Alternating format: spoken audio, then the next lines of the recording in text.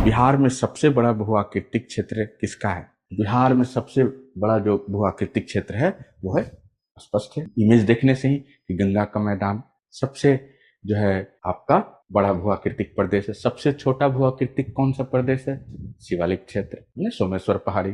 गंगा मैदान जो भूआकृतिक प्रदेश है हमारा, गंगा मैदान को हम दो भाग में बांटते हैं, ये उत्तरी गंगा मैदान और ये दक्षिणी गंगा मैदान, राइट। उत्तरी गंगा मैदान और दक्षिण गंगा मैदान, राइट, दो भागों में हम बांटते हैं। इसमें खास चीज ये है दोस्तों, उत्तरी गंगा मैदान और दक्षिणी गंगा मैदान में, कि एवरेज जो स्लोप है बिहार का वो वेस्ट से ईस्ट की तरफ। तो बिहार का जो एवरेज स्लोप है वो है हमारा वेस्ट से ईस्ट की तरफ, राइट। तो देखिए, जो हिमालयी क्षेत्र से जो नदियां आ रही हैं, हिमालयी क्षेत्र से जो भी नदियां आ रही हैं ऊपर से, राइट, उनके कणों का आकार फुटहिल पे ज्यादा होगा, पर्वत पात पे कणों का आकार बड़ा बड़ा होगा, और जैसे जैसे दूर जाएंगे कणों का आकार छोटा होता जाएगा। तो अगर कल हमने बात की थी जैसे आपकी घाघरा नदी, जैसे गंगा नदी, जैसे हमने बात की गंडक नदी, उसके बाद बूढ़ी गंडक नदी, राइट, जैसे घाघरा रिविलगंज के पास मिलती है, छपरा रिविलगंज के पास, गंडक नदी सोनपुर के पास, हाजीपुर सोनपुर के पास मिलती है। उसी तरह से बूढ़ी गंडक हमने देखा था, बागमती देखा था, कमला देखा था, उस तरह से कोसी देखा था, और इधर महानंदा नदी देखा था। ये नदियां सारे हिमालयी क्षेत्र से आ रही, तो अपने साथ मलबा लेकर आ रही, तो मलबा का साइज ग्रेजुअली इधर बड़ा बड़ा है, और जैसे जैसे हम ईस्टवर्ड बढ़ते जाएंगे, राइट, मलबा का साइज क्या होता जाएगा? वो छोटा होता जाएगा।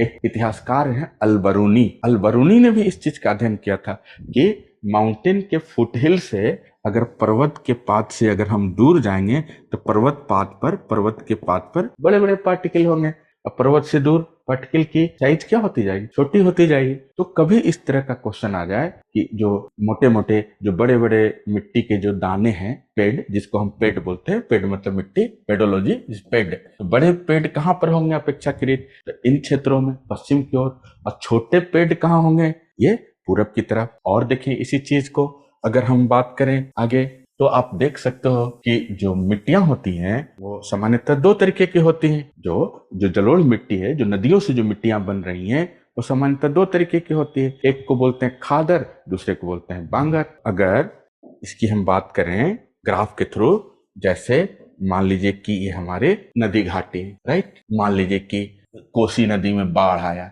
ओके, मान लीजिए कोसी नदी में बाढ़ आया, सहरसा, सुपौल, अब बाढ़ की वजह से यहाँ मिट्टी जमा हो गया, ये पहला लेयर है।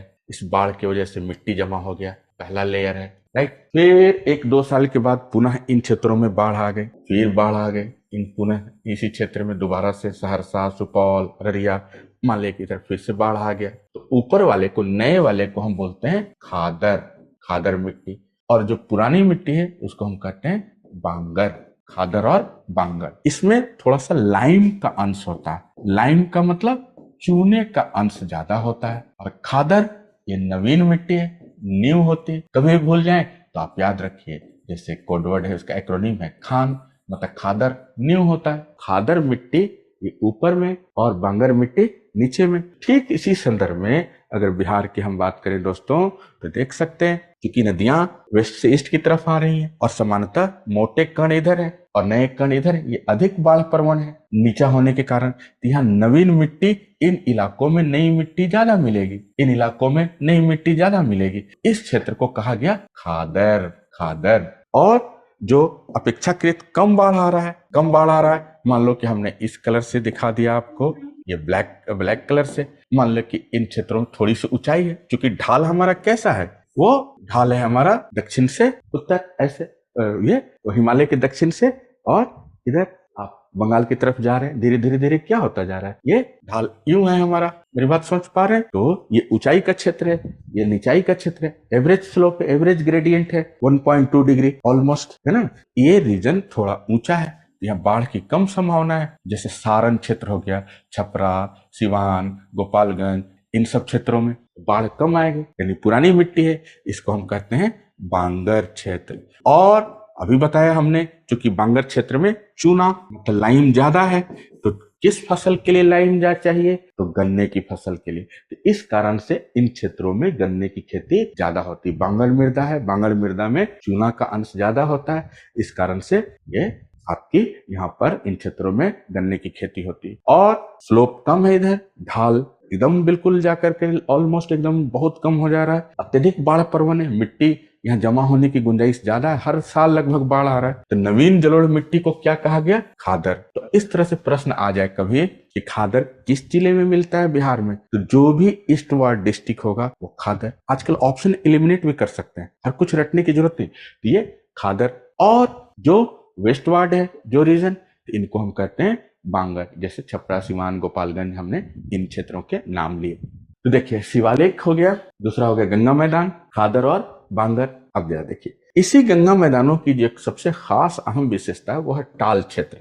तो शायद याद कीजिए कि कल की जो हमने क्लास ली थी उसमें हमने बताया था कि अगर कोई नदी है जैसे गंगा, तो दक्षिण बिहार से जो भी नदियां आ रही हैं वो थोड़ा गंगा के थोड़ा समानांतर चलती, तब जाके गंगा में मिलती हैं। जैसे सोन होगा, जैसे फल्गु नदी है, राइट। मान ले कि नदी तुरंत जाकर के ऐसे 90 डिग्री पे से जाके नहीं मिल रही, वो एक्चुअली थोड़ा सा गंगा के समानांतर चलती है, ठीक है। चाहे वो बदना हो, चाहे बदुआ नदी हो, बदना नदी, बदुआ नदी, चंदन नदी, राइट। तो ये नदियां अपने साथ ढेर सारा अवसाद वगैरह, सेडिमेंट वगैरह लेकर के आती हैं। ये नदियां अपने साथ बहुत सारे मलबा, कचरा वगैरह लेकर के आती हैं नदियां, राइट। अच्छा, दूसरी सबसे बड़ी बात क्या है, इसका ढाल क्या है? बिहार के मैदानों में इसका ढाल दक्षिण से उत्तर, स्लोप साउथ से नॉर्थ की तरफ है। कि नदियां जैसी कचरा लेकर के आई और हाई ग्रेडियंट से, मतलब एक तरह से झारखंड के पठार से ये नदियां निकल रही हैं सारी। कल हमने देखा था, है ना, चंदन, बदना, बदुआ,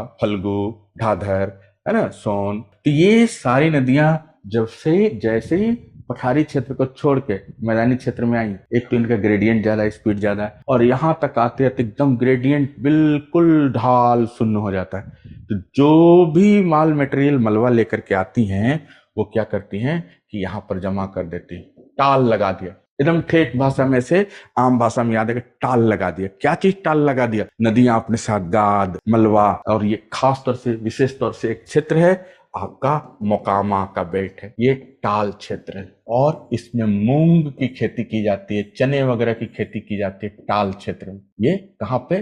मोकामा, पटना, मोकामा, ये संपूर्ण क्षेत्र ये टाल क्षेत्र है, ये संपूर्ण टाल क्षेत्र है, राइट। मोकामा और ये तमाम क्षेत्रों में, क्लियर। तो विशेषकर हर जगह थोड़ी बहुत मात्रा में मिल जाएगी आपको टाल, लेकिन ज्यादातर टाल फल्गु का बनाया हुआ, फल्गु नदी का, और थोड़ा बहुत सोन का भी। तो ये खास तौर से, विशेष तौर से आपके मोकामा और बाढ़, पटना वाला ये जो क्षेत्र है पूरा, इस रीजन में ज्यादा टाल मिलेगा। साल के 9 महीने तो पानी में डूबा ही रहता है टाल क्षेत्र, है ना, almost submerged for the 9 months, ठीक है।